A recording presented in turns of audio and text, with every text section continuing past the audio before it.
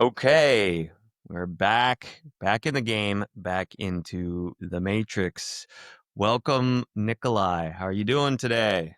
Excellent, excellent. Sunny day, Montenegro, and unpacking is almost complete, so I'm excited. We might Unpacking. host a house, well, not might. Now we just got to figure out when to host a housewarming, Okay. and the when, not if. I was gonna say unpacking trinkets or unpacking karma. Ah! Well, luckily, a lot of my karma is unpacked, and with that said, there are little remnants here and there. I just observed like half an hour ago chatting with the building manager, and he was like triggering me a bit. And then I realized, okay, I already worked through it. Now it's just integrating. It needs around another 2 weeks or so. So, Okay. Gotcha. Well, let's talk about my karma, shall we? yeah, let's do uh, that. yeah, let's do that. Well, you and I talked uh, last week after I had my business constellation, which was Yeah, amazing.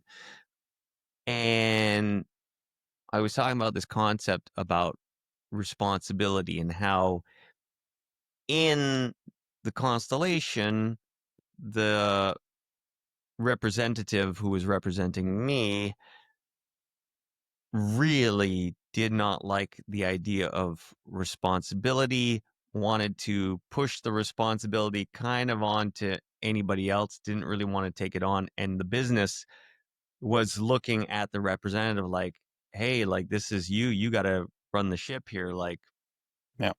do something. And so the last week for me has been my typical deep dive, informational, junkie like research mania on sort of what is Responsibility. responsibility, Yeah. how do we define it, how can we learn it, and a lot of these things. So I wanted to start today asking you, from your perspective and from the perspective of, call it the Matrix, like, how do you define personal responsibility, first of Mhm. all? I'm gonna start in a different place. I want to do a Mm. little a commercial moment. So as Oh, you okay. as a lot of listeners, viewers here have heard multiple times you mention constellation. What I wanted to do is say the constellation is a powerful instrument, and given you've been super deep down that path, if anybody has any questions about constellation, and like I think one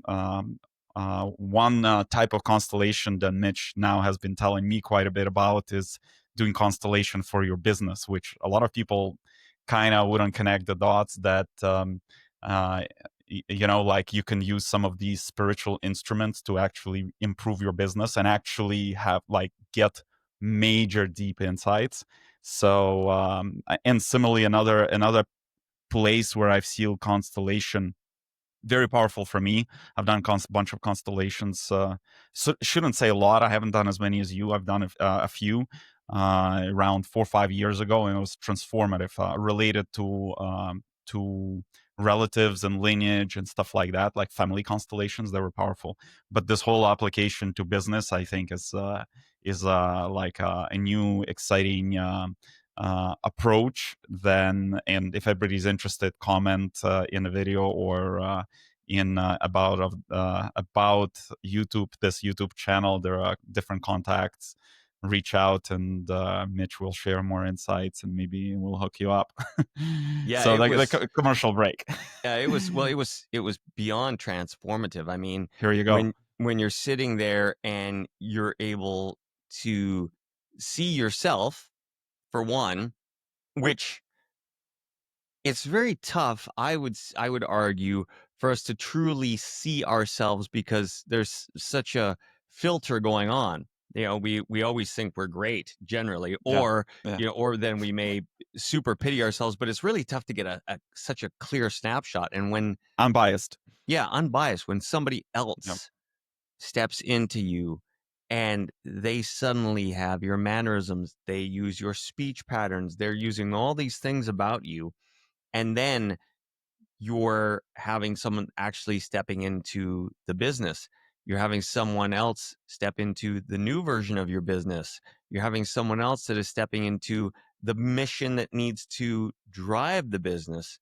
Then you've got other people stepping into other business partners or potential partners to find out, well, what are they bringing to the table? Or what's their energy? Or are they trustworthy? Are they going to try and screw you over? So it was really interesting just to see it from a new perspective and a different angle. So yeah, it Yeah, was and great. maybe I'll also add a little bit of a technical context why constellations are so powerful. So the whole journey, what we call incarnation program, we load here, navigating different. Well, we're given a bunch of different superpowers, and if we align with them, we use them to navigate this world. But we also get karma, which we'll just talk about in a second, and then we'll get other things that we're learning here, right? And and then we, on top of that, as we went through this world, and this world, as we've chatted many times, have been distorted in many ways. A lot of critical core values of what a holistic, sovereign human in their full power and strength is, has been heavily distorted on this planet. So what happens as a result when we're trying to get these insights from, because all the insights are not stored in the mind through logic, we cannot arrive there. The insights are stored in consciousness, and, or in other words, in our soul and spirit. So when we're trying to access those insights, think that this avatar is the antenna that we use.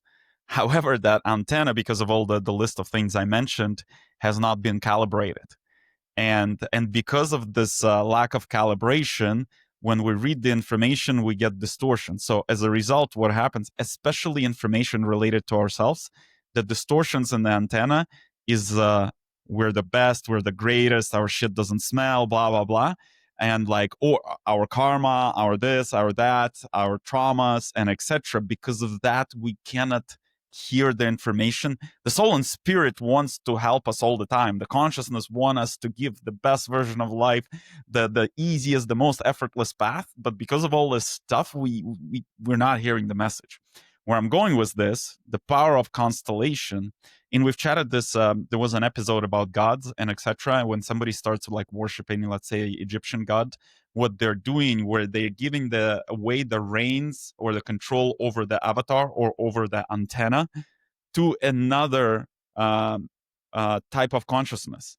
So what happens in constellation, it is a constructive way to use that method to actually have a constructive evolutionary growth. So in Constellation, Mitch says, I'd like somebody else to be me, to connect directly to my soul and spirit, to my consciousness, and give me the information. And there, they don't have the same distortions as you. So as a result, they have their own, so they'll still add a little bit of flavor of their own stuff. But for them, it's like 10x easier to be unbiased because they're not bought into your situation, your business, your relationships, your etc. It's flat. So that's why even like when we do work internally in Atman, when we pull information from Akashic record or field of consciousness, right? Usually, like if I want information for myself, I can do it myself. And like now I'm getting to the place where I can pull like most information without distortion, but there's still areas that are sensitive. And I will never pull that information myself. I will ask my business partners to do that for me. So in Constellation, it's done in such an elegant way that it creates these breakthrough moments. So, hence, highly recommend exploring the modality for everyone and for all types of unique situations. You cannot figure out what are the next strategic steps in business, or you're stuck in your relationship, or you just feel lost. This could be a great starting point, and Mitch could be the person to help you out. So. Yeah, well, like you were saying, what's fascinating, especially, is when they're done blind. Exactly. That's what. So then you Yeah. don't even know who or what, because I've known Yeah. we've done constellations around concepts, Mm. so it's not Well, necessarily. concept is also is just an egregor. Yeah, So, and that's another thing I wanted to add. The reason it works for businesses, business and egregor, in other words, it's an energetic structure. And energetic, if you permit a body or this antenna to be taken over by that energetic structure, it will start communicating with you. So that's what people don't realize. Their businesses, like, are souls without bodies that have desires, needs, vectors, and etc. And if you figure out a way to communicate with them, they'll guide you. That's through the easiest path. yeah. So yeah, so bringing it back to the first question, Yeah. back to our personal responsibility. Like, what? How Can I does? just, like, before we go to responsibility, I think important thing you started chatting about Yeah. the blind ones. I just wanted to add to that. Um, as an example, my partner Maxime, they just did something interesting. There are also regressions when you regress to your past incarnations or past lives and etc. That's another powerful modality. And he just did one that is basically, let's call it blind. So you have, they call it a sleeper, another person who connects to you. So they know nothing. Like, this woman knew zero. They never met Maxime. And because Maxime says, like, or we're sharing here, let's say on this podcast, here's the world where the planet is moving, here's what's happening, the shift from this matrix to another matrix, here are all these processes, here are all the technicalities, here's how it works. So imagine this woman never met him, she becomes him and regresses for him and starts basically saying all these things. And he walked out from that, like, because there are moments in spirituality, I think, among many spiritual practitioners, that, like, we see how the energy flows, we see what's happening with the planet, we sense it deeply, but then you're like, but like seven, whatever, the 90 plus percent of people are kind of living different life. Maybe we're the crazy ones, right?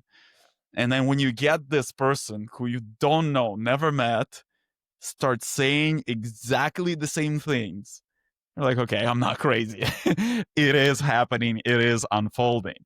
Right. So, and that's also the beauty of the constellations done blind. It's like when you have doubts, you, like, everybody has already an intuition, what they wanna, where they need to go, what they need to do, and etc. But that intuition often is under very thick layer of the chatter of the mind, because the mind has read so many books, has watched so many training videos, have talked to so many people, they given, there were so many pieces of advice given, and now you have this fat layer of stuff. And the intuition, which is our soul and spirit, somewhere under that's trying, hey dude, it's all much simpler, just focus on this. And it's hard to hear that voice. Yeah, and I would say with intuition, it's definitely the hardest because, at least for me, it's so tough to tap into that. And okay, we could argue that constellations is a little bit of a crutch, but I would rather be doing a constellation than be going with my mind, which always seems to choose the wrong thing somehow because it seems so rational. All right. It's Yeah. like, okay, well, this would make sense. And this other thing that maybe I have a tiny inkling of in my soul or just a feeling about, I'm like, well, that's crazy. Or did I really feel that? Or how do I know how much I'm actually feeling versus how much I'm thinking?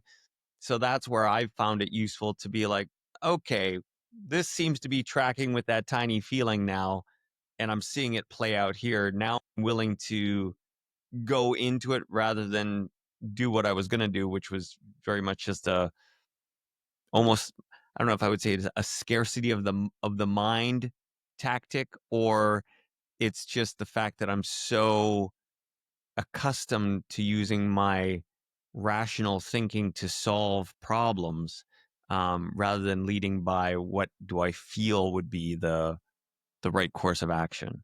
Yeah, and that's, by the way, it's so great that you mentioned this, because this becoming This is something we recently talked about in a Russian version of a podcast that I think is very critical for people to know. And that ties everything to karma and where we started the conversation and where we're going.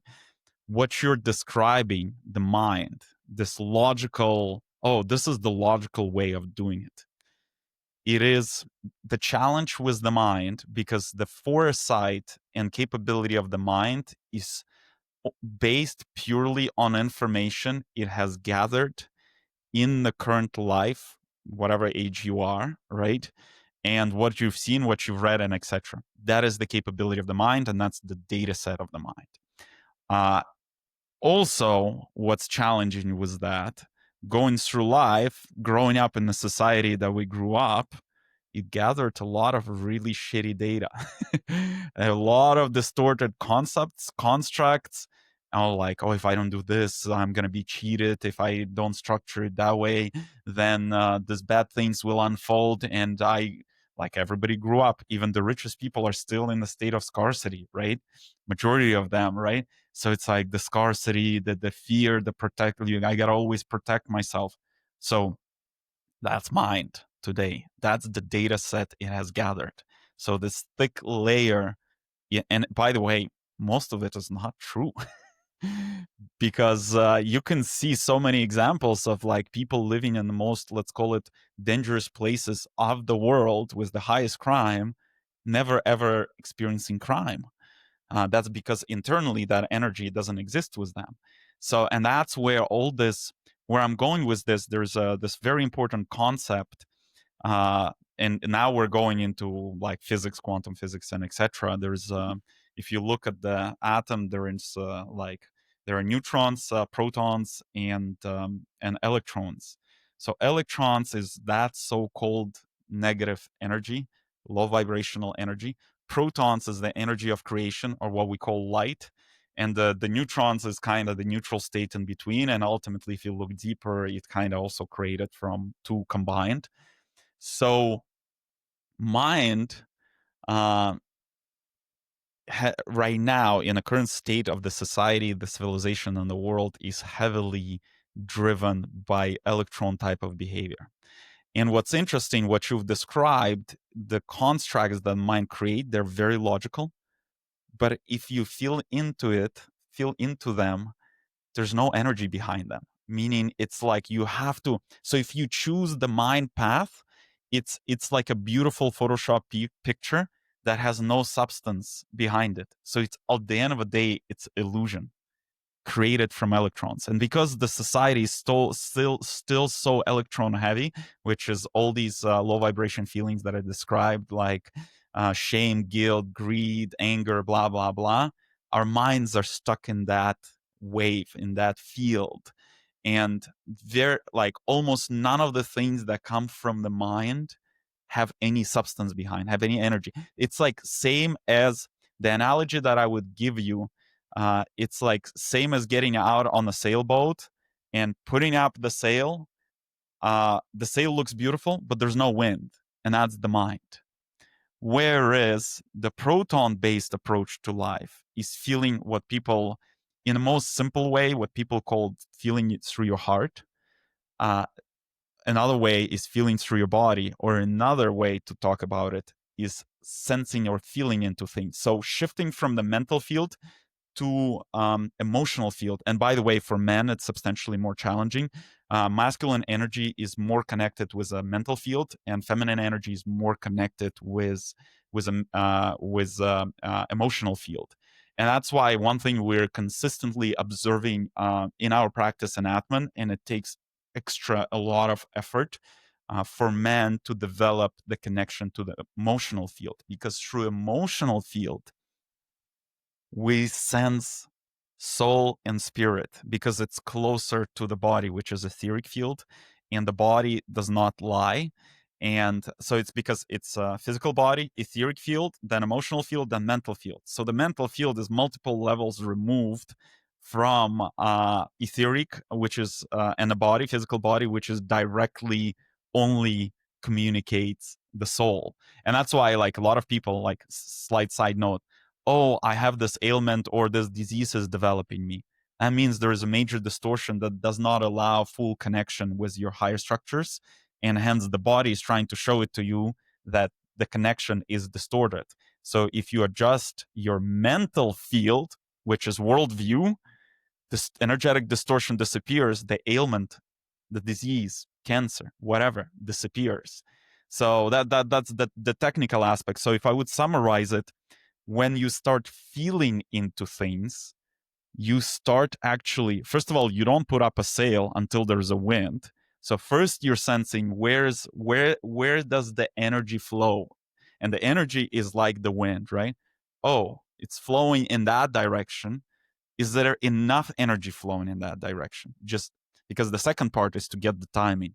And then you're like, okay, no, there's only a bit of energy. It's flowing. I got the direction now. So it's like there is a wind and it's going, let's say, northeast, but it's only 2 knots. And by the way, it's interesting. Now I'm realizing that's what I did a lot, kite surfing. It's like you come out on the beach and you're like, you like, once you kite surfed enough, you're like, yeah, around 10 knots, not good enough for me to get out. It will be just shitty experience. You need at least like 12 knots for, let's call it a mid-sized to large kite, depending on your weight and depending on the waves.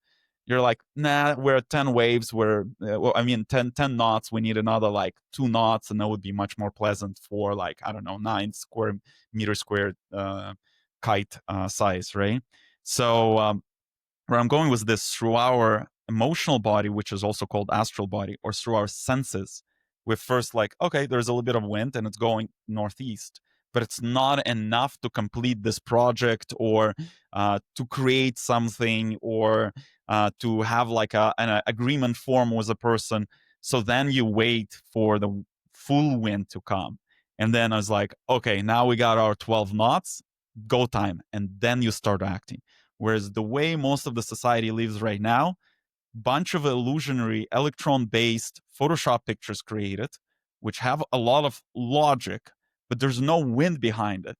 So you're like, oh, I go that way, or put up the sail. First of all, you didn't even identify the direction, and on top of that, there is there's no wind at all. So the sail is up, but there's no movement. So what happens? And by the way, the reason it happens is because electrons need to somehow, because existing in today's version of society or the world, we accumulate electrons. And subconsciously, the system needs to reset itself constantly. And in your scenario, you accelerate more electrons than average person because your dominating energy is love, and the tendency of love is to accumulate electrons. And we've discussed this. That's the reason you go to gym. That's where you release them, and it's critical for you. So another way that electrons get released, they motivate you to action, but it's electrons based action, meaning that picture that mind created based on electrons, that is illusionary. It's an illusion. It's like once electrons accumulate, you're like, oh, this picture is so real. And it literally feels real because electrons need to release. So they motivate you into action. You start doing something, and a few hours or few days later, it's like you feel like it was the best wind in your life, but then it's like randomly and rapidly disappears. That is the Mm. indication that somebody followed electron-based illusion rather than a true, authentic, genuine direction where you're supposed to go, where everything, because the wind that comes from where you make where you choose a strategy and make decisions in alignment with your soul, where there is real energy, it does not disappear. It gets you to completion. And that's a big difference. So it's another practical way of differentiating. If somebody gets rapidly inspired, like, oh, that's a great idea, they start doing it, and then you have to shift to making yourself do it, or I have to. When you start, I have to complete it, you've already chosen an illusionary direction, and there's no energy there. And now you can only complete it through I have to, and it's an unpleasant experience. And that's an indication once you complete it, the output or the result will be subpar, if any at all, if any impact at all, because in the first place, it was illusionary. You know, this makes me think about, and I can't remember exactly the gentleman's last name. It was either McGilchrist, I think, or McChrystal, but he was a gentleman, and you actually ended up randomly sending me a small video clip that was referencing him. Mhm. But I watched an entire video on him, and it was about uh, he wrote a number of books on the difference between right brain and left brain, like Oh, yeah, yeah, hemispheres. yeah. Yeah, he got And Nobel Prize, I think, for that. yeah, it's very sort of controversial in the sense of most people tend to look at left brain thinking, which is all logic, as Whereas right this brain is is connected to senses, sensation, yes. feelings, Well, and emotions. and even more stuff. He was saying like the the ability to sense an entire picture is actually on the right side of the brain. It's not Yeah, on the left. So it's it in terms of success, in terms of seeing the entirety of what's going to happen. He said it would be much better for society, for businesses in general, if everybody started to, at the bare minimum, look at the two sides as being equal. But he would argue the more time actually spent in the right hemisphere would be more useful than how we do it now. And now it's not equal. It's probably 90-10. I mean, it is. when we're looking at business models, we're looking at education systems, we're looking at every facet of society. It's so geared towards left brain.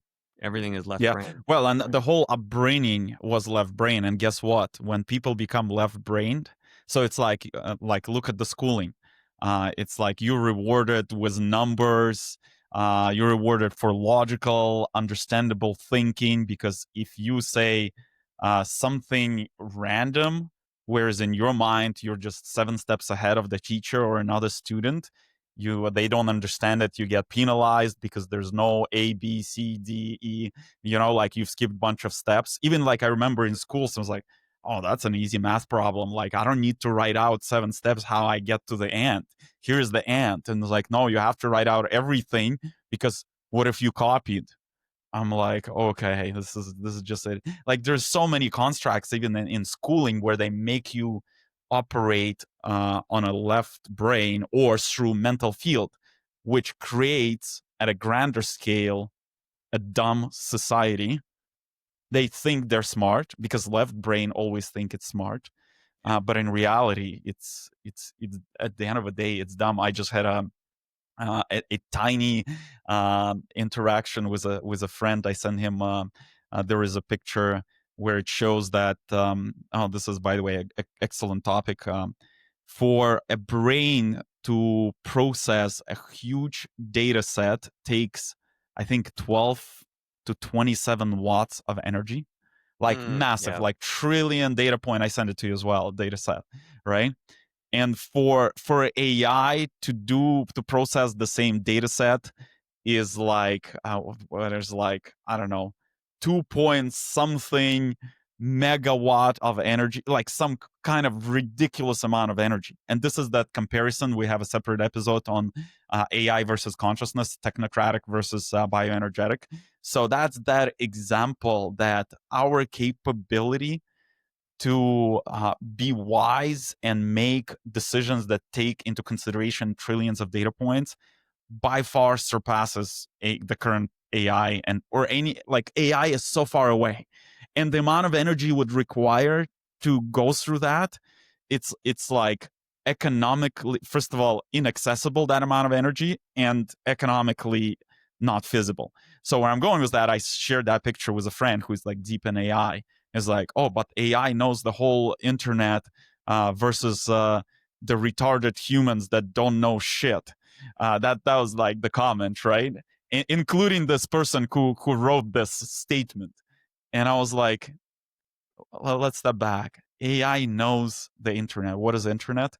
The internet is insanity of population or civilization that grew up with from a left brain hemisphere, which is basically most of the internet is just hallucinations.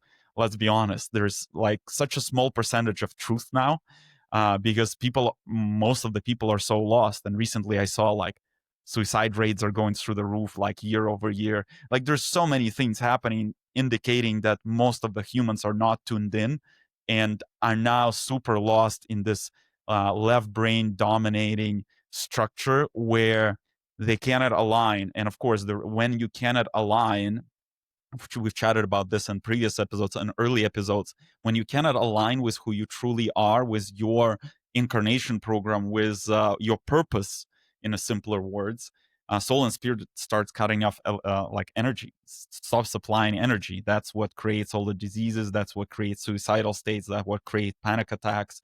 That's what creates depressions and etc., which is now a plague of 21st century if we look at our civilization. So I was like, listen, dude, AI just knows really well all the insanity and hallucinations of people who are lost. And a tuned in person who is actually connected to their senses, connected to the universe consciousness, knows the whole universe intuitively. Versus AI only knows the crazy person talk. Well, you know, it's funny. I just saw this morning randomly. There was a new stat, and I believe it was Brown University, where now 1 in 3 undergrads joining Brown University identify as LGBTQ plus whatever. And you know, just if we were to, you know, not any sort of judgment, but if we looked at historical averages of the population that Yeah. identify in certain groups, if this is a genetic kind of trait, well, they're certainly not 1 in 3, right? Yeah, exactly. So, Well, this is and a great example where I think, sorry to interrupt, if you cannot figure out what gender you are, you're fucked. Like, let's just say you're royally fucked. When, like, I don't know, when a rabbit or a cat is born, they have no confusion. Even though we know USAID funded bunch of research of gay frogs in Colombia or whatever fuck it is, and of course the results of that, frogs can be gay. Uh, uh, we'll pin it at that. well, to go back into the AI topic for a second, because you were talking about, you know, this mental body and this mental construct that only understands the lived experience of this human right now, right? And I think that is no different than AI, because AI is I mean, I use it, but I know what it's scraping. It's mostly scraping Reddit and Reddit, YouTube. Quora, YouTube, Yeah, Wikipedia. We yeah, we know so much of that is garbage. I mean, it can be it's somewhat useful insanity. if I want to find out the my prospect's voice or my prospect's speech patterns for selling. That can be useful. But in terms of 100% truth, I don't think Reddit is the bastion of truth, right? Pretty far. Or Yeah. Wikipedia, which was supposed Or to be truth. Wikipedia. Like, whoa, like the stuff now that's coming out about Wikipedia, the interview with Tucker Carlson and the original founder of Wikipedia. Mhm. Like, I'm not sure. I've only seen clips. There are like basically, I think, 20, I don't know. There's a small number of people that basically control most of the content. And there is a blacklist of sources. As an example, like all the right wing sources are like blacklisted or red listed. You cannot quote them in Wikipedia. And I'm not saying right wing are correct and left wing are incorrect or vice versa. This is just an indication rather than seeking the source of truth, it's all straight up political. It's the Yes. convenient narrative, or the not always convenient, the narrative that needs to be promoted. Yeah, and you see all the time, like if you ever follow any people that actually post screenshots through the Wayback Machine, they'll watch where some major sort of political event happens and somebody's foundation or somebody personally, overnight, their entire Wikipedia gets scrubbed or certain facts magically get deleted that if you're one of these people with way too much time on your hands that monitor this stuff, you can have it where you see back to back, okay, this day it had all this information, day two, it's just gone. But the average viewer or the average consumer that just uses Wikipedia as the red book of knowledge, so to speak, they go on there and they say, oh, look, it's clean. This must be factually correct. Well, another one that came out that I just saw it on X. There was some book that just got published about the killing of a gay person in Iowa or something, and now it's like making news because basically the person was like, I don't know, like very horrifically murdered by like beating and etc. And it was the moment that was very convenient to promote a gay agenda in all the campuses. So they use that killing, that person got killed for being gay, and they use that as a base and created a foundation, raised fuck ton of money to promote it at college and school campuses, like literally like high schools. And what's coming out now is that person was a dealer and got killed for extensive debts and stealing and a bunch of other things. Where, and this is an example why how easy it is to tie all the pieces together to manipulate left brain dominating type of people. And by the way, Nikolai comes from like 5 years ago. The only fucking thing that worked in this head was a left hemisphere. The right was out on vacation, who knows where, in a parallel fucking universe or definitely on a different continent. When you needed to get to downtown Toronto, it was like, oh, I can only make left turns, so I just keep making left and I'll eventually get down the street, right? Literally, and that approach to life got me to a really shitty place in life, even though on the surface I was winning, living in a Yeah. penthouse, running a very rapidly growing company, married. Inside, I felt horrendous. Anxiety, panic attacks, suicidal, depression, and etc. And this is an indication completely wrong path, not my path. And it's so easy to left hemisphere to sell templates, mental constructs. Oh, if you do this, you will be happy. But Mitch and Nikolai here on this call, Mitch's path is completely different than Nikolai's. We cannot use the same template. And if we use the same template, we end up in a place where I think both of us ended up being miserably unhappy, even though like our, let's say, material, our bank accounts looked really nice. On inside everything sucked. And the funniest thing, all that money that I had could not buy even for a second what I was desiring. Like, okay, I started staying in a more expensive 5-star hotels that where they were pampering me. And no matter, like, even if I paid more, I just couldn't get that state that I experienced where I was younger, where life was just great. And I had nothing. I didn't have much. I'm like a kid from an immigrant family. uh, and I was happy. So I was like, wow, that's a major disconnect. Yeah, well, because you mentioned that, and so that's a rabbit hole I want to go down.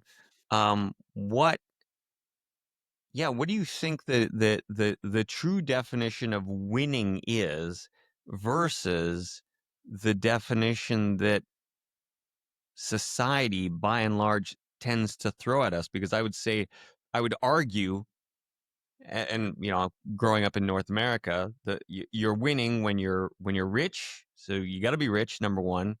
Um, Probably, 2.1 kids. That's useful. Hot wife, got to be hot, right? Um, If you can y- afford nowadays, yeah, yeah, because now it's directly correlated yeah. in many scenarios. Fancy car, right? That means you're winning. Um, Status, right? If you hold some sort of esteem or status, Your we can get, VP, AVP, and some yeah. structure and whatever, The more letters we have after our names, the better, right? the merrier. You know? Yeah. Yeah. So yeah, go ahead. No, no, take it away. Yeah. So well, both of us played that game and didn't lead us to where we kind of wanted to arrive. And now we live in Montenegro in let's call it a village, okay, town of 20,000 plus or whatever, 30,000 plus, and Both of us are smiling more often, or like I definitely my life back in Toronto, San Francisco penthouses, and now is like at least 100x better, like at least. And Yeah, like well, I I think mean, 100x I'm underestimating.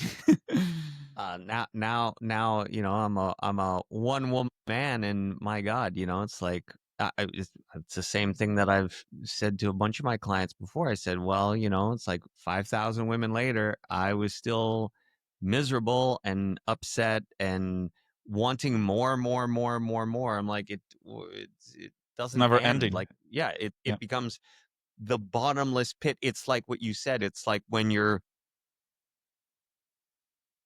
constantly eating, but no amount of food that you eat is ever going to make you full, Yeah, right? yeah, and that's so. If we now connect, like, put all the pieces of the puzzle together, starts with upbringing, and upbringing was left side hemisphere or developmental field versus sensations, versus feelings, so it's easy to disconnect a human from their soul and spirit, because when they connect to their soul spirit, they're uncontrollable by any government structure, by anything, and uncontrollable, by the way, in a good way, because when you connect it to with your soul and spirit, you don't want to go kill, you don't want to go steal. You don't want to go like do weird shit. At the same time, you don't want to go work a fucking random job for a status or a better car or whatever, because you're just happy. And the only thing you want to do is what makes you happy. So hence you feel your purpose, you align with your purpose, and you still are successful in a material world, but through effortless path of happiness. And you cannot control that person. No government can come in and say, stop being happy. You now have to go and grind in a mine, or you have to grind as a software engineer because we have to win an AI race. You're like, fuck off. My purpose is not AI. My purpose, blah. For some people, by the way, their purpose is AI, but it's such a so small subset of people, right? And so you cannot manipulate those people. So hence, you cannot manage masses to do what your agenda wants to do on this planet. And now it sounds all conspiracy type. It's not conspiracy. It's like what they start now coming. It's funny how common sense now be like first was conspiracy, now it's becoming common sense. And if you really trace back just regular foundational things, people are finally starting getting back to that. And by the way, my call out to all the people who are screaming conspiracy and Nikolai and Mitch talking about weird shit here. I come from the same place, by the way. And what I did for myself, I was like, oh, all these people are fucking weird, talk about weird shit. And I was like, you know what?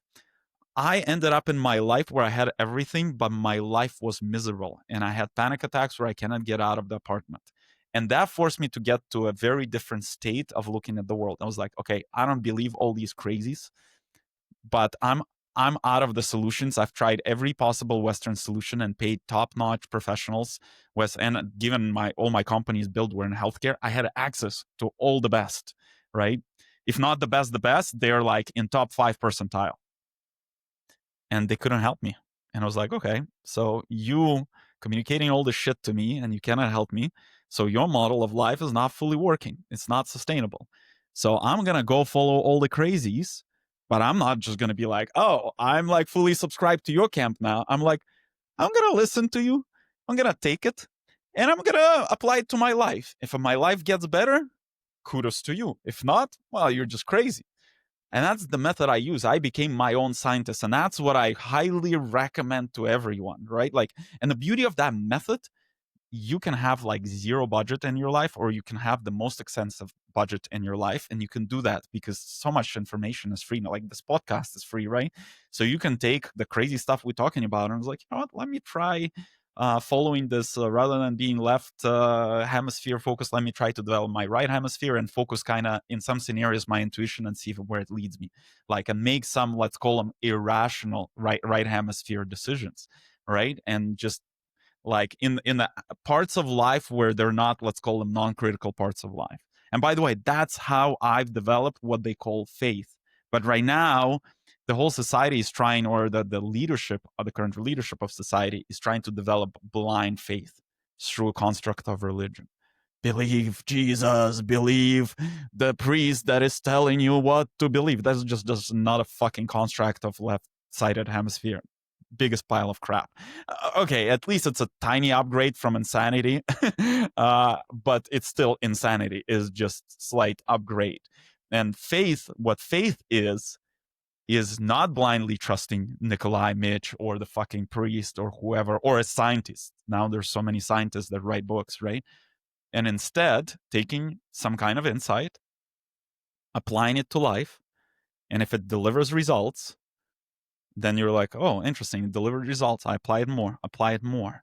That's how faith is developed. It cannot be developed blindly, because if it's developed blindly, then you're the same person as fell into a trap of LGBT, whatever it is, Q community, right? Who blindly listen that, hey, you don't know what gender you are, and etc. It's shift. Leaving one dogma to another dogma. So the key thing is you test, and that's the path I went through. I was like, okay, all these spiritual people are crazy, but I'm willing to lean in. And then I leaned in, and then I stripped all the craziness and kept the substance. And I was like, holy fuck, my life has improved. And coming back to this whole thing, the metrics, right? If I would summarize, the only metric that matters is sustainable state of happiness throughout the day. This is subconsciously, that's the metric I use to measure my life. And I only measure my life against my life yesterday. I don't measure it against Mitch. I don't measure it against John, because everybody has a different journey. For everyone, for somebody, one path will be 5 years, for somebody 50 years, and etc. It's all over the place. So you only measure yourself to your previous version of yourself. And then if I look, so 2019, let's call it, if the scale is -10 to +10, -10.5. It's like panic attacks, cannot do anything, even though on the surface, +10. The material, like penthouses, wife, companies raising money, blah, blah, blah, right? And then I got, like, let's call it 2021, I got to maybe 0. So, like, took me a couple of years to get to 0. But that, from -10, that was such a fucking blast. I'm like, whoa, I can somewhat function now, right? And now what I'm like, the way I look at the past few years, now it's like splitting hair. It's like 2-3 years ago was like 10 to 30% of my day, I'm just happy for no reason. And that's, by the way, what I mean by sustainable state of happiness, where I don't need some kind of stimulation or like transcendental meditation practice or yoga to get me into a state of happiness, because there are different practices that can boost that state. But once again, they're also not sustainable. It becomes a crutch. It's important instrument to use in the beginning, like we chat about meditation practice. You start doing great thing that boosts you, use it. Similarly, like constellations could become a crutch, but please use it, because it will get you to the next level. And I've used so many different modalities that kept upgrading me. And now I ultimately look at my day, even when I like, and right now my soul and spirit are dealing with a lot of low vibrational energies on the planet. Let's call them, they're cleaning them up. And because of that, a significant part of my structure exists day in, day out in a low vibrational part of this world. And before, it pissed the fuck out of me, because I'm like, it would suck me into those states. Now, even the significant part of me is like let's call it, with a shovel, shoveling the crap out of it energetically on on a planetary scale, still happy. And I'm like, wow, I can be happy no matter what's going on. And the state is like so much more persistent and persistent, and I don't need to do anything. I just wake up, and like, for example, people wake up and like, don't check your phone. Yeah, it is important when you're in -10, don't check your phone, because your bucket is already full of shit and you add more shit to the bucket. I wake up, most of the days I wake up and I check my phone, and news don't impact me. And what I realized, there was this big disconnect, because like, as I tell people where the world is going, we recently had a chat with somebody how EU doesn't have much time left as a construct. It's gonna disappear, and there are already a lot of indications that are on the surface. I'm like not imagining things here, right? And for him, or for people who I mentioned this to, feels catastrophic, but I'm saying it with a smile, and then they're like, For them, it's a major dissonance. It's like, oh, but something is collapsing, it's catastrophic, and they right away go into negative. And I'm like saying it was a smile, and it doesn't impact me because oh, it's just changed. The planets are just restructuring, and then I realize, oh, when you're in this sustainable state of happiness, like opening up a phone and reading news that like I don't know Israel bombed Iran, like I don't fall into the thing, oh, third world war, holy, like no, I feel perfectly at peace and safe, and I know this planet is going in a positive direction. And like okay, there are like little attempts here and there to sidetrack it, but this planet is not getting sidetracked from a positive timeline. This planet is in a positive timeline, and yes, as part of a transitioning to fully getting there, you have to cleanse yourself. You cannot like get out of a fucking dirt all covered in dirt and not wash yourself and be like, oh, now we're positive, right? So now the cleanse is happening on the planet, and cleanse is not always pleasant, you know, like you gotta go under your nails to get all the dirt out and etc. Not a pleasant experience. So it's kind of on the planetary scale, that's what's happening. And so yeah, if I would summarize it, it's happiness, sustainable, how sustainable it is, and without anything. Like you wake up and you're just the day is amazing. Even if I need to do something that well, there's no need to. That's another thing, because you're fully your sail, your instruments are fully calibrated, and you know when to put up a sail and where the wind blows, where the energy flows. So there's no need to, there's no have to. That's another thing. Because I was trying to say, even when you need to do something that you want to do, I'm like, I haven't done in probably over a year now something that I need to. There's not such a thing. Just does not happen. There's no more need to in my vocabulary. Like either there's energy and I do it with excitement, that means it's in the highest alignment for me, for the planet, for people around me, for whatever, or it doesn't happen. And that means it was just illusion. And tying all these things back together to this electron or proton based way of living. Mind is predominantly has a lot of great Photoshop pictures that have no energy behind them. Once you start doing them, you have to shift to I need to, otherwise it doesn't happen. Everything that's supposed to happen, there's no I need to. You just like you just want to do it. Like even if you were doing the most exciting thing in the moment, you're like, and the energy starts flowing somewhere like somewhere else, that means there's more excitement there. You literally stop one thing, you start doing another thing because there's more energy there. And if we go back to the energy, uh, where the wind blows, there's means energetic expansion.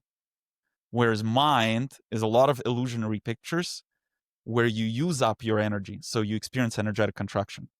And that's why after I need to, you feel like you self-violated yourself, and then a lot of people experience tiredness or depression, micro depression to large depression, because you're constantly deploying energy in a place where it overall contracts your own energy. And then depression, deep rest. You need deep rest to recuperate, to continue self-violating yourself. It's funny. First of all, I think for next episode we have to have some tinfoil hats made. I think everyone would appreciate that. Yeah. This can be the tinfoil hat crew.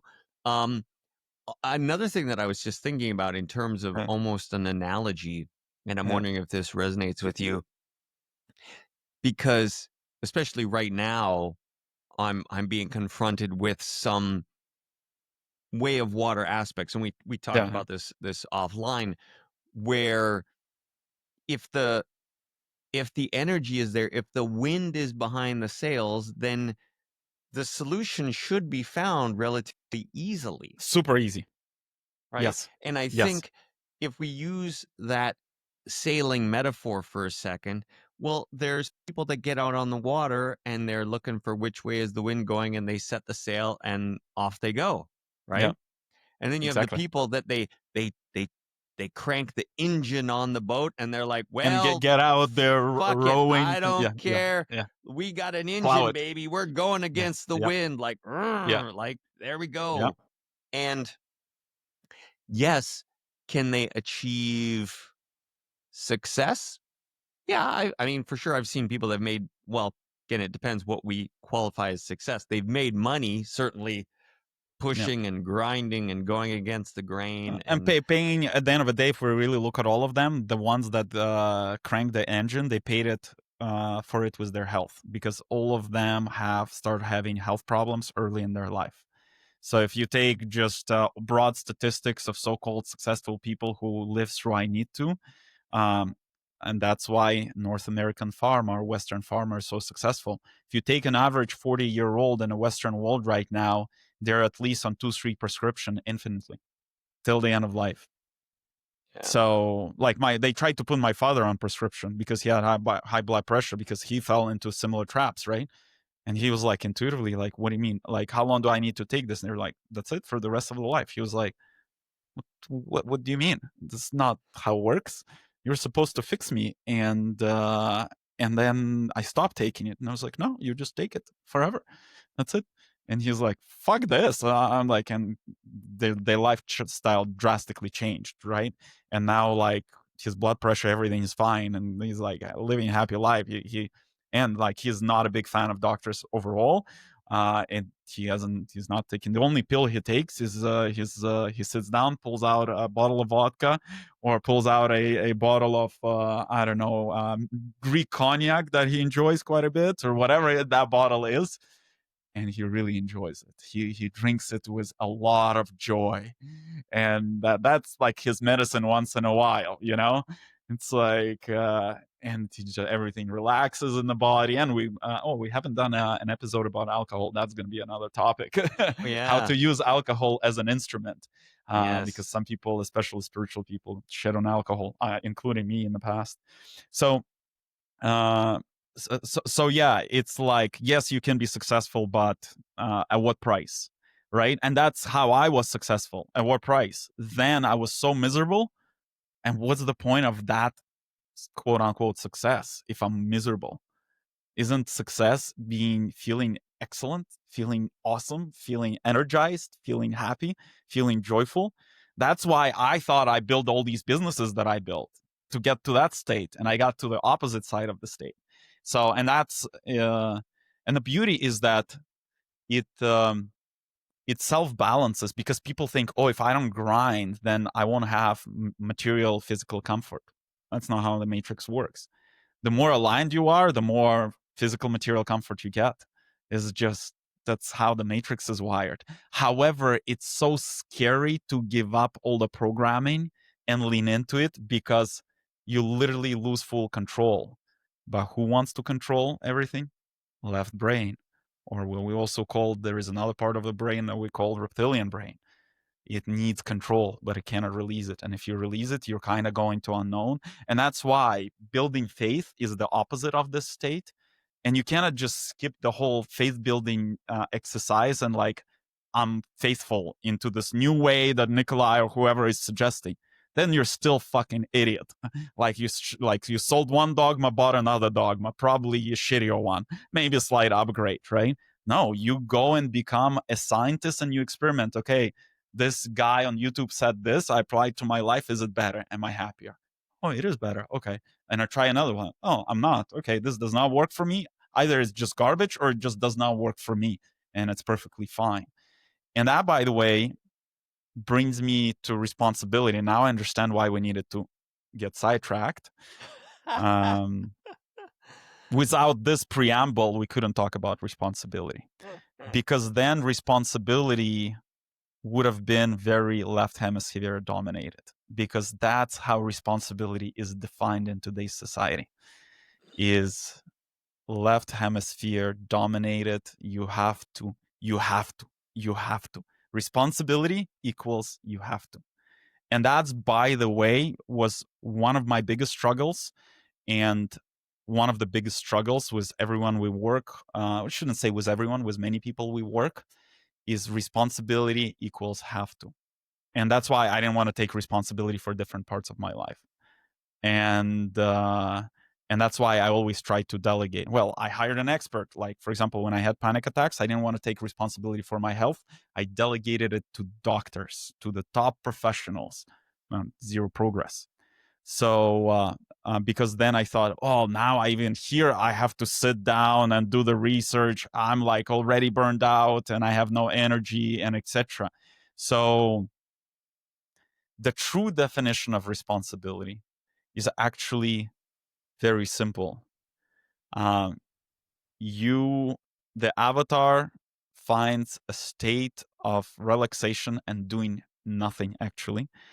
We call it preservationary laziness, where you literally only do things that make you happy in the moment until you're moved to do something else, which also will be about being happy in a moment. What I mean by that, let the avatar enjoy whatever they enjoy. If it's watching 17 Netflix movies, it is what it is. If it's walking in a nature, it's that. If it's even like overeating, fucking overeat, but then like do it consciously, so that like, because overeating, there's some kind of, you're craving some kind of energy that you're missing. And of course, best overeating, don't overeat chemically designed industrial food, overeat with natural food, because you're actually then getting then you will realize you don't need to overeat as much, because clean food has more energy, whereas industrial food has no energy, hence you need to overeat to get the same amount of energy, right? So where I'm going with that is, the responsibility, the real responsibility, is always being ready to open a sail and let the wind take you where it's supposed to take. That's the real responsibility. And that's the only responsibility that exists. But to be able to live in that responsibility, you have to first stop. Like, there needs to be substantially more space and pondering and relaxation, because when somebody is running and somebody is overwhelmed, it's hard. First of all, it's hard to sense the direction of the wind. Second of all, they miss the time when the wind is blowing. and and so the only responsibility that this avatar has is to align itself with energetic flows, because people think, and that comes from like reptilian brain and the left hemisphere, that we're in charge, we're in control, we create everything. If I grind, I create a business. Nope. Matrix creates the business. And by the way, now I worked with enough entrepreneurs and founders. If it was not in their incarnation program to create a successful business, no matter how much they fucking grinded, they would not created it. And that's what also explains, because right now there is this this over glorification of suffering, grinding, and etc. I Yeah, know yeah. many people who did not suffer shit, did not grind, and materially wealthy, and created businesses. Some just got money from random places, some got money from creating businesses. It's in their incarnation program. They were so fucking chill and relaxed that they managed to just align. And so they were like doing fuck all. And in the right moment when they needed to do something, they were not busy with grinding to respond to a call of the universe to show up somewhere, to go to some meeting where a person says, hey, why don't you join us as a partner, we're starting this, and they're like, well, I have nothing better to do, I'll join you. And they join, and that business becomes like $1 billion business, you know? Versus if they were grinding, or like, well, I'm grinding, like, don't disrupt me. So real responsibility is learning to live that lifestyle. It's hard because right now life for most of the people is left hemisphere dominated. So it produces every day, it produces a lot of images on which you want to act, because electrons need to come out. So in your scenario, or anybody's scenario, release the electrons. One of the best ways of releasing electrons is sports. And by the way, that's why sports in Northern America or Western society is becoming so more and more popular. In reality, sports should only be done by people who have strength and willpower energy, and they're dominating as one of their energies in their soul. Most of those, I look at them, and at first I was confused. They don't have strength and willpower in the structure of their soul. They shouldn't be doing sports. But then I understood, if they stop doing sports, they're dead, because there's such an overaccumulation of electrons. Physical body runs on electrons. So like the nerve system and the muscles need electrons to run. That's the little spark of electricity. And then it's studied in biology and etc. So that's how we release it, through sports. So if all these people who don't have strength and willpower, stop jogging in the park, they go insane. They go suicidal. So that's the only thing that's safe. So one easy way of transitioning is doing sports. Then of course meditation. It's and better to do meditation after you release the electrons because it's much easier. Because otherwise, when you sit in meditation, you get mind trying to release the electrons, producing all these images of ideas that are super fucking logical that you want to act on, and you start acting on, and then you ran out of electrons, it doesn't go. And then you're, oh, I have to. And then you start using the battery of energy that was deployed to your avatar to do other things. So you actually use up good energy. You follow bad direction with good energy. So responsibility, coming back to responsibility, if I would apply the old school responsibility of I have to, so Mm-hmm. I would apply the I have to responsibility to learning the style of living of I want to. So there I Mm. would almost use the electrons and the have to and the discipline, learning to shift. What can I do more, or what else I can do to shift to the state of, oh, I do only things that make me happy, or rather do nothing until the wind is on and I know the direction and I open a sail and let me take there. Because literally when the wind is on, even if you like, I've observed it too many times, and like I'll give you a very practical example. So Nikolai, coming from a business world, raised a bunch of capital for the companies, very attached a lot of importance to presentations. So we prepared excellent presentations for our potential clients, and I was so obsessed with that. And my Maxime, my partner, was like, what's wrong with you? I was like, no, if we don't have beautiful looking presentation and I'm not ready, they're not going to sign up. It's like, that's not how it works. I was like, fuck off. You don't understand anything about the business. So I had all these spectacular presentations and I did so many of them. I was like pitching so many potential clients in early times of Atman. None of them signed up. And I was like, what the fuck is going on? Then I got frustrated. I was like, fuck all this. I'm like annoyed. I don't want to waste my time. And I was like, if somebody wants to sign up, they have to beg me. I went to the other side of extreme, like, fuck this. And then I literally like, whatever, like people would call me and I was like, yeah, dude, I don't know. Like, if you want, do it. If you don't do it. Like, no, I want to do it. I was like, nah, just go sit, meditate. Maybe you actually don't want to do it. And I was like, and then there's like, they're messaging me like, no, when can we start? But I was like, but you don't even know what. Like, I didn't show you presentation. It's like, no, our conversation was enough. I got it. Like, I got the point. I was like, oh, that's how it works. Right. And this is an example. What's meant to happen, even if you, for the left brain, even if you're fucking it up, the energy will fucking push you in that direction unless you're really stubborn. And a lot of people in today's world got super stubborn or distracted with illusionary living. Hence, it takes substantially longer time to finally push you in the correct direction because you're too busy grinding in a different place. You're like, no, no, no, no. Just like, I'm too busy grinding here. I'm like, but I'm trying to get you what you want. I'm like, but I'm grinding to get what I want. So, yeah. Yeah. So one thing I want to go through, and I Yeah. want to see how these like ideas or states kind of map with that idea of we are responsible for that big sail and finding the wind and going in that Yeah. direction. Because what one of the frameworks when I was looking into, okay, what are these different sort of stages, Yeah. and one gentleman had a an actual stages, and as I thought about it, I was like, well, I've had each one of those experiences pretty much. Um, and it was, usually when it comes around something that we have to be responsible for, there's first, well, the bottom state would be denial. Like we just Mhm. like we deny that it's an issue. Then we will lay blame. It's their fault that I don't have this thing, or that it's their fault. I've done this a million times. Or we'll justify the reason.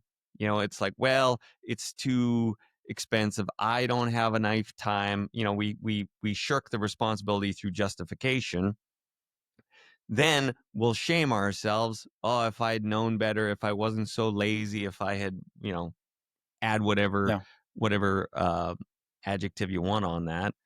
Uh, then we'll get to that obligation, that sense where it's like, well, I have yeah. to, right? I need to. And then he said, above obligation, above all that is actual responsibility. Hmm. So this framework is description of the old world's responsibility, and so I want to Okay. also introduce a caveat that is specifically for you. You're learning to take responsibility given one of your karmas, and that's tying things back to karma. For some people, per se, quote unquote, taking any responsibility is difficult. It's because it's a type of energy. It's unnatural. And the most foundational responsibility that somebody has to take is the responsibility for own life. So Mhm. that's where I would start. And everything that flows out of that. Okay, it is my life. I'm responsible for everything, just like registering that concept. And I know it's kind of meta and grand and it's not practical, but now I'll take it to practicality in a bit. So first, sitting with it, it is my life. The only person who could be responsible in everything in my life is myself, and really letting that land. I would even meditate on that, and I would create a mantra: I am responsible for my life. Because then what it starts doing, it starts withdrawing you, it starts destroying bunch of subconscious and conscious constructs that have been introduced by society, that, oh, if you're walking in the winter on a sidewalk and it's slippery and you slip, it's the responsibility of municipality. So many of those got installed that people feel, oh, it's the government's responsibility, oh, it's my business partner's responsibility, it's my wife's responsibility, blah blah blah. No, everything that happens in your life, you're the only person responsible. No government, no wife, no friend, no partner, no doctor. You're responsible. So just repeating that mantra, I am responsible for my life. That's just repeating it every morning, writing it. That's gonna start removing a lot of traps where, oh no, that person is responsible, and that's kind of, then you don't really need to go through that framework, because that framework automatically, it's a lot of steps to take responsibility for your own shit, basically. And but the problem with that framework is to take responsibility for somebody else's shit as well, or for your mind's illusionary stuff, where it's like the mind came up, oh, I have to do it, and then, oh, I don't want to do it. Now I'm gonna have this elaborate and elegant way to self-violate myself to do something that I don't need to do it. And okay, it's pretty framework that gets you to do what you're not supposed to do in the first place, but you'll do it. So first thing, really meditating and sitting, I am responsible for my life. And that's what starts doing it. It starts clearing out all these illusions and garbage. And the more you meditate, you sit on this, the more it will clear it out. And the more it becomes, the easier it becomes to really feel in and intuit into things that, because when you say, I'm responsible for my life, you should only be responsible for what expands your energy and progresses in your life. Nothing else. Nothing Mm. else. Do you see what I mean? So it automatically starts cutting off all the bullshit that actually doesn't create any progress, doesn't push you forward, doesn't move you forward. Whereas right now, mind holds 7 billion things that you're responsible for. Out of 7 billion things, in reality, you're responsible for 7. And the rest is just a distraction where you spend energy and goes nowhere. So that's step number one. It's like, I'm responsible for my life, and then it starts removing all these things. Where, let's say, people come into your world and they say something, they trigger you. Oh, like, I have to really resolve this, because the mind was like, do you have to, or you just got caught by another thing that you're responsible for? Or like, you go and listen to some business coach and it's like, you have to create morning ritual and wake up and blah blah blah, and now you introduce the fake illusionary responsibility. No, you don't have to. Like, you only have to what makes you happy, what expands your energy. And when I say I'm responsible for my life, that starts aligning with that. Whereas most people right now, the reason it doesn't work, most people given away responsibility to external constructs, hence they given away their power. because the government is responsible for the water. It's to be in my tap, right? No, it doesn't. For now, it does, but like now, as we're transitioning into the sixth matrix, a lot of infrastructure is already having problem. We've chatted about German trains not running on time or not running at all. So there will be a day where you might not have water in your tap, and the idea, and that's what the sovereignty is. When you start saying I'm responsible for my life, then intuitively you'll be ready for transition, because you'll be like, okay, it's time to move from here to the land and having a well. It will just come up as an intuition, and you'll just do it. And it will be easy. There will be money, there will be land, there will be everything. There's no struggling, because I'm responsible for my life. I'm responsible for my life. I'm responsible for my life. Every and I'm going to tie it to a grander concept. We talk about each of us as a particle of God, of creator. And the whole universe is fractal. We are particle of God, hence we are God. We are God just of our own environment. Hence, there is a matrix, there is a big matrix for the planet, but there is an individual matrix, and you can program it whichever fucking way you want it. It's your individual matrix. And so everything is fractal. So we're creator, like this apartment that I've decorated. I've created my own field here, my own matrix. I'm God of this apartment. I'm responsible for it. I'm sovereign. So the more, as soon as we start saying I'm responsible for my life, you're basically finally starting to connect with that energy of God within you, because you're taking responsibility, because the creator takes full responsibility for creation of this universe. But what was programmed by all this, let's call it third-party players on this planet, is you're not responsible for anything. Like you pay taxes and the government takes care of your safety and etc. So what you started saying, I am not no God.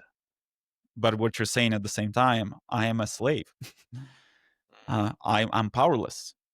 Yeah. And then, because now you become weak, they tell you, hey Mitch, we're missing people on the fields in Siberia. We need to really, freshen them up. You should go there and plow the fields of Siberia, and because that's what we need. And the Mitch is like, well, I can't figure out what I'm supposed to do. So maybe they know better and they pay me well. I'm going to go plow the fields, and so now people are easily manipulated. And now you have, and of course, with introduction of all these frameworks, of I have to, right? Or responsibility distorted. They completely changed the meaning of the word responsibility. You're only responsible for your life and living a happy life. I'm responsible for my life, and I'm responsible for living, the second mantra I would add, I'm responsible for living happy life.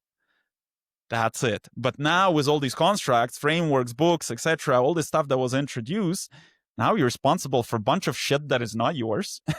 And you're doing things for others. There's no happiness. You're deploying your energy that should be deployed on your own things. And now you're right. And that's why everybody has a lot of resistance to the word responsibility. I know I had a lot when somebody's trying to tell me, oh, like, here's like, let's say, and by the way, as we go through life, we pick up different new roles. Let's say you create family, you become husband, you become father. It's a responsibility. And then Yeah. you start resisting the real organic responsibility, because you're responsible already. It's like you're responsible for so much crap that you're like, I don't have time to deal with this kid. Can you just put him to sleep? I'm like fed up with this. Yeah. And Another responsibility. Yeah. exactly. Another responsibility, because in the first place, we overfilled our place with responsibilities that are not ours, that contract our energy and take our energy. So now we say, fuck all this. I'm not responsible for it. I'm only responsible for my life and making me happy. The only thing I'm responsible, not even responsible for my partner, for my wife. First, I'm responsible, because the saving of the drowning is responsibility of the drowning person. If you cannot save yourself, you cannot take responsibility helping another person, because you're fucking drowning. And most of the people on the planet right now are drowning. But there, it's so much easier to do things in external world. Oh, look, that person, let me help that person. Help yourself. Once you help yourself and you've learned how to fucking swim, teach others how to swim. But Yeah. don't start teaching them how to swim while you're drowning. And most people are drowning. So I'm going to also add to responsibility caveat specifically for you. given you're learning about this type of energy, about this type of living. And by the way, once you learn that, remember how I mentioned your purpose is to fully awaken and activate people. Hmm. That's that energy. The only time you can fully awaken somebody else when you've learned to take responsibility for yourself, meaning you become sovereign. Yeah. And that is where you're going to lead everyone else. So it's funny, it's your part of your purpose and it's also your karma. So It's you have mixed. to, yeah, exactly. So for you, it's like, for you, it doesn't even fit in. Like, how the fuck am I going to get there? I can't figure out my shit. I was like, how am I going to coach somebody? But you are figuring out. And I'm going to add another caveat for you. Because you're developing the energy of truth and knowledge, your soul is developing the energy of truth and knowledge, you will need to, well, no, need is not the right word. You organically will actually study every possible framework, try a lot of things. So don't resist it. Even though like I'm sharing right now, like foundational stuff, the result of this conversation will be like, cool, Nikolai had some suggestions. I get it. Some of them land, some of them don't. And you'll go still study and go study all that because that's your nature. Like somebody else who listening to this podcast will just listen and they'll click into the gear. For you to click into the gear, you need to explore many options because truth and knowledge wants to learn, to try different things, to learn many things, then run experiments. And then it was like, this worked for me. Like kind of for, like right now, for example, like you're realizing how well constellations work for you. So like I'm sharing, let's call it one source of truth, but you'll explore other sources and then you'll look for more like practical things. And by the way, that's what's going to become your superpower because you'll walk that journey, and when another person comes with them that's trying to figure out how to take responsibility, how to live happy healthy life, you're like, I walked this journey. Okay, here's some modalities that work for me. Here's some didn't. And by the way, even though this modality didn't work for me, I will like, you should still try it. And here's the insights I had, and here are the practical approaches I had, and etc.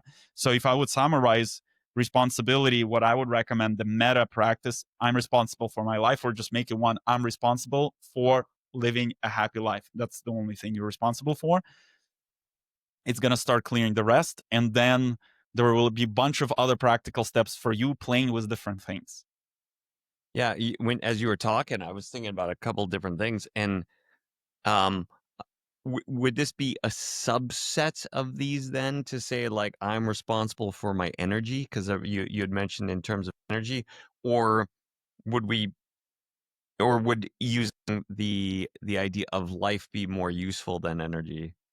um Life and happiness is energy. It's the same. It's like basically energy. So if soul and spirit completely removes supply of energy to this avatar dies. That's it. Yeah. There's no life. Second thing, happiness, and I'm gonna keep bringing that back. Russian word happiness, radost, or it's also joyfulness, kind of in between those two. Ra, light, dost, sufficient, достаточно, meaning happiness. That means enough energy. So when we're saying I am responsible for a happy life, you're basically saying not only you have energy, you have more than sufficient amount of energy because that's what happiness is. You can Hmm. only be happy when you have a lot of energy passing through. If not a lot of energy is passing, you're not happy. So we're talking, it's like we're talking about the same things, and people over and I think this knowledge has been missing because happiness is this ever escaping state. It's very simple. You just more energy is passing through your body. For more energy to pass through your body, you should do things what your investor of energy wants you to do, which is your soul and spirit. That's the ones that supply energy to you. If you're reliant, if you're doing things that they kind of came here to do through this body, then they give you more energy, so you're happier. But to sense that, we got to get out of our mental field and go to sensing. So go to our feelings, emotions, and by the way, I kind of touched on the like I was so deep in mental field, left hemisphere, and etc. I uh, I oh, I had two feelings, great and shit, and that's it, nothing in between. And so this is great or this is shit. And then I intentionally there is a calm.com, the meditation app. If you search flywheel of emotions, I literally walked around in that flywheel printed out in my pocket, and ask myself, how do I feel right now? And there are like many, there are like 100 plus different feelings. That's how I intentionally, as a practice, connected with my emotional body. And then I had a performance coach who helped me with that as well. I joked I pay her $600 an hour to reteach me how to smile. And some people thought I was a fucking idiot and insane, which kind of makes sense. You pay somebody $600 an hour to learn smile. It's like you just do this and it's fine, right? But you're paying so much money, right? And hello to her, she's amazing. I just saw her recently. And so yeah, another practical thing that I would recommend, if you want to take the right responsibility, pick any kind of a practice that resonates with you to reconnect with your emotional field. And the best one for men is to ask yourself multiple times throughout the day, how do I feel? What do I feel right now? And in the beginning, because we men lack connection to that field, to that body, energetic body, hence we lack vocabulary. Best if you have pointers. Basically, you have, and I'll include the link to that flywheel, or another one to use is it's less detailed. Is Richard Hawkins' emotion, feelings, vibrational diagram. Uh, Oh yeah, uh, yeah. The levels of consciousness.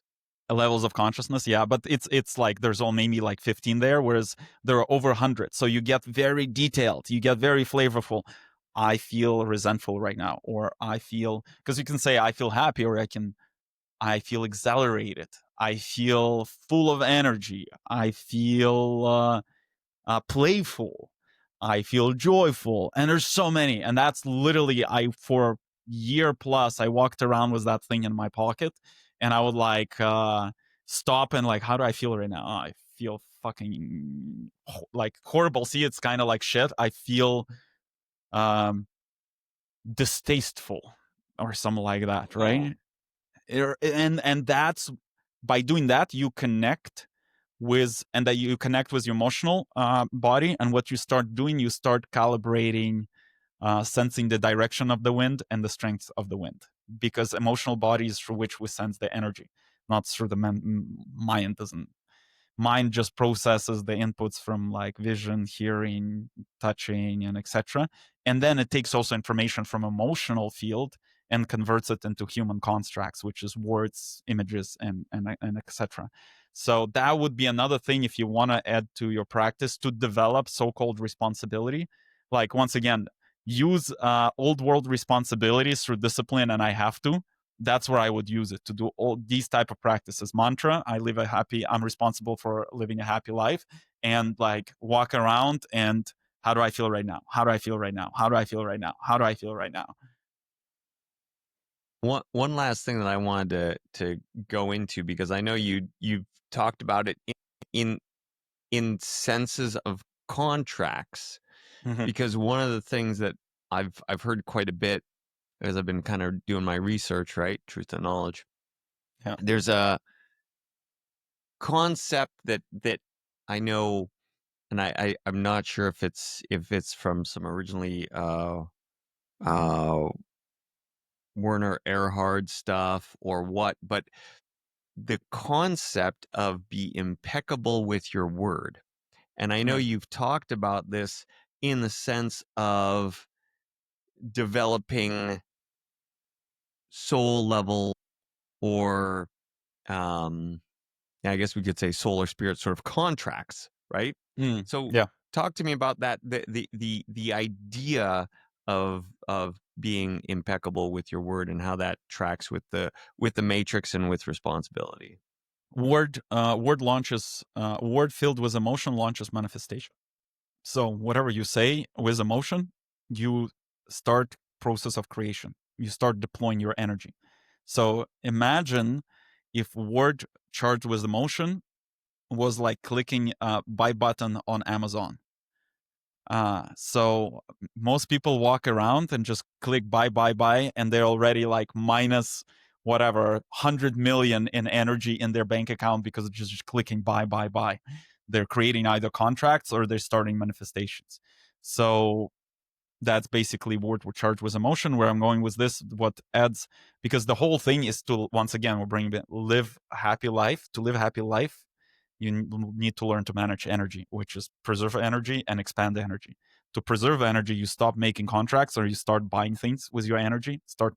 You stop manifestations that are from a polluted mind, because that's another thing. Those images from illusionary Photoshop images from electrons from your mental field are just trying to initiate more energy usage of energy, because ultimately that energy gets used then by managers, the civilizations that used to manage this planet and who are out of here. So we're just we are like the reason some people say we're like batteries here, or it's energy farm. Humans like give away most of their energies. That's exactly what's happening. They give away most of their energy to like random things that far away from making them happy. So first step is we stop saying things, manifesting, or making contracts through words. So the idea is to have this hygiene of what we say, what we commit to, and the best is just to like as I was going through transition, I just like people would ask me simple things as like, hey, would be great to go explore Indonesia. It's like, yeah, cool idea. Let's see when the time comes. So it's like I would not like rather than yes, let's do it, and like I've just created a contract with that person to sometimes and started manifestation to sometimes explore Indonesia, even though it might be useless to my evolutionary journey. So the best is always either not to say anything or say non-definite things, like meaning interesting idea, cool opinion, or like whatever, right? So that hygiene will add to energy preservation. And the second part is energy expansion, when you choose to go only into experiences that expand energy, which are experiences that are aligned with soul and spirit or aligned with purpose or etc. Those what our purpose is expanding. The idea that's why like everybody's seeking their purpose, because everybody intuitively knows if they align with their purpose, they will be the happiest person on the planet, and they'll have money, and they'll have health, and they'll have everything, and blah blah, and the intuition is correct, because when we're aligned, we get more energy traveling through the body. We expand an energy. We're happy. So yeah, with that is just a hygiene of preserving energy, not using it up on random stuff. And the second one, as we learn to feel, we connect with our emotional, or so-called also another name for it, astral body, and then we start sensing where the energy is, where the expansion is, and we start leaning in more into that rather than the stuff that our mind tells us. And specifically for your situation, I would add, so on, you're studying truth and knowledge, your soul is leaning a lot into learning truth and knowledge, but you have wisdom as well. Yeah, that's your dominating energy. So you have this capability, which your very loud mind is not fully allowing to lean in, because wisdom knows from a place of here and now, already knows from a place of here and now what's the right path. But because you're learning truth and knowledge, many times you'll take a longer journey, which is perfectly fine, by the way, because you're expanding truth and knowledge so that you can share it with others through truth and knowledge. So I'm pretty sure you can reflect on the moments where you've just didn't had a chance to, let's say, to shift into a gear of truth and knowledge, and you just like made intuitive decisions here and there and just worked out, and you didn't even pay attention to it because it was too easy, so you didn't pay attention to it. So as we talk about it, observe life. There are moments where you use your wisdom a lot, and it just, oh, that was easy, that was easy, but then because it's so easy, you don't notice them, and you want to start noticing them. Now that we've chatted about it, it will come to the surface. I was like, how did I make this decision? It was just so rapidly, and seemingly it could have been complex decision if you put it through truth and knowledge, which you're learning. Now you have to go comparing different modalities, methodologies, and etc. Whereas you're like, oh, boom. But and that's the tendency with a lot of people, because they think what's easy is not where the focus should be. The focus should be where it's hard. Once again, it was flipped. Responsibility is hard, right? It's only through hardships we succeed and earn. Flip it back. Start paying attention. And as you start asking yourself, doing the practice, how do I feel right now? You'll start noticing more moments when you feel great. Then you start asking yourself, why the fuck I feel great? I didn't do shit and I just feel great. And I was like, oh, because everything leading up to this moment was easy. and that is an indication you were in alignment.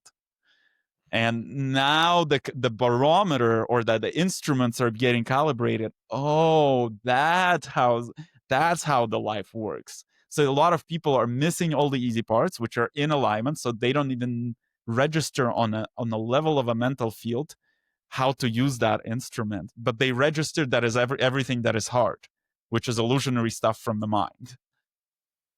Yeah. So the key takeaway would be start noticing what's easy and why it's easy, and start looking to say what are the, I don't know if similarities is the right term, but like what what's behind the energy, the The easy, desire, the yeah. thing that makes it so easy and why is Even, it easy? yeah, even if you don't analyze it, if you just start tracking it, you'll start intuitively noticing patterns. That's what I've observed in my life. Like sometimes I would just like, oh, this happened again, this happened again. I don't know why.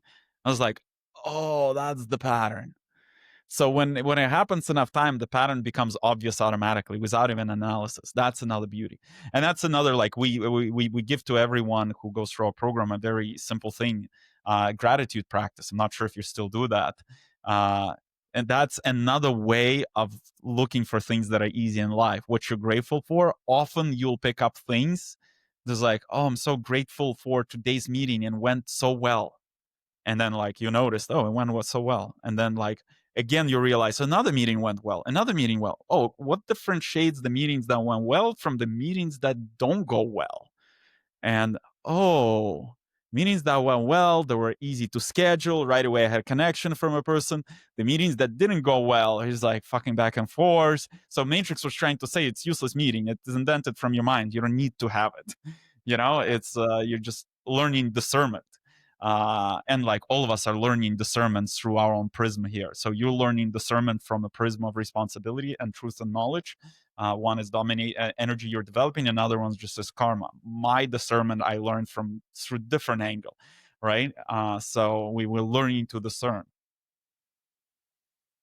All right. Well, that wraps it up for today's episode. What was funny was we went a full circle around, and then we got to unpack the answers at the end. That Yeah, was and great. I didn't even know why I wanted to go into that topic, and then I realized, whoa, like I thought it wasn't about responsibility. I just wanted to mention something, and so and that's here's a great example. Previously, I wouldn't do it, and I would only start with the question you asked me because I could not lean in as deeply into intuition.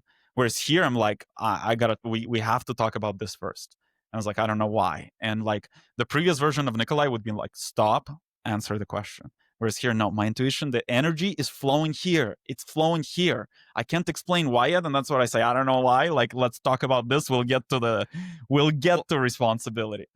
and what was so funny is when you did that twice, I was like, okay, the energy is saying we're talking about something else. So that's There what I you was go. like. Right. All my new questions are off the cuff. I'm just gonna keep flowing with whatever we're talking about. And here we And are. I kind of felt you have questions, and for like a sec, I wouldn't say I felt bad, but like for a second, I was like, but Mitch has questions. I was like, trust the energy, and that's the Yeah. example when the instruments are calibrated to detect the wind and the direction of the wind, and we fully put the sails in a Yeah. direction, and this podcast became the result of that. Otherwise we would have started at the mental definition of responsibility, kind of dug into that, and then try to pedal back, and like where we created this foundation, then we're like, oh, this whole left right hemisphere, that's how it ties to responsibility. There's real responsibility and there's a lot of fake responsibility, and it created this well textured context. So, Yes. The arc of the journey. and how All that's how right. life should be. You lean in where the wind is, even if it does not make any sense. It did, like the beginning of podcast did not make any sense. We're like, we're gonna talk about responsibility, talking about completely something else. Yeah, and then some, we got to throw in a few tinfoil hat moments to Oh keep yeah, everyone those are entertained good. as Yeah, I well. enjoy those more and more. All Yeah, right. Looking forward to next week. I'll bring likewise. my hat and I will be ready.